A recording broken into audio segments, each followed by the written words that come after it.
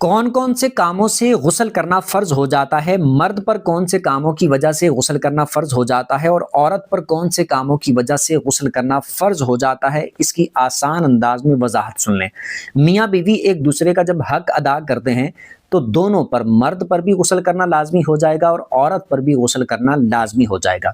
इसी तरह अगर सोते हुए एहतलाम वाला मामला हो जाता है, मर्द के साथ अगर ऐसा मामला होता है तो मर्द पर गुस्ल करना फर्ज हो जाएगा, और अगर औरत के साथ इस तरह सोते हुए एहतलाम वाला मामला हो जाए तो औरत पर भी गुस्ल करना फर्ज हो जाएगा। इसी तरह जब कोई मर्द या औरत जानबूझकर अपने ऊपर गुस्ल फर्ज करें तो ये हराम काम है, नाजायज़ काम है। अगर जानबूझ के अपने ऊपर गुस्ल फर्ज करते हैं तब भी मर्द ऐसा मामला करता है तो उस पर गुस्ल करना फर्ज हो जाएगा। हराम काम है, गुनहगार होंगे, ऐसा नहीं करना चाहिए, हरगिज़ नहीं करना चाहिए।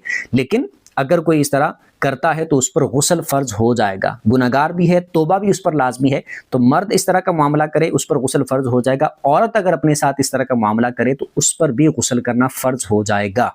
इसके अलावा अगर औरत, उसके पीरियड्स कंप्लीट होते हैं, हैज़ उसका कंप्लीट हो जाता है, दिन उसके पूरे हो जाते हैं, तो जब हैज़ कंप्लीट होता है उस वक़्त औरत पर गुस्ल करना लाजिम हो जाएगा, फ़र्ज़ हो जाएगा।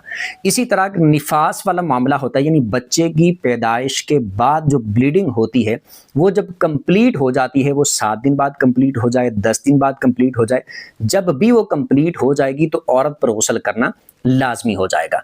तो मर्द और औरत के अंदर ये अगर चीज़ें पाई जाती हैं, इनमें से कोई मामला पाया जाता है तो उसकी वजह से गुस्ल करना फ़र्ज हो जाएगा। कुछ सीखने को मिला हो कमेंट पर बता दीजिएगा और सवाब की नीयत से दूसरों के साथ शेयर भी कर दीजिएगा।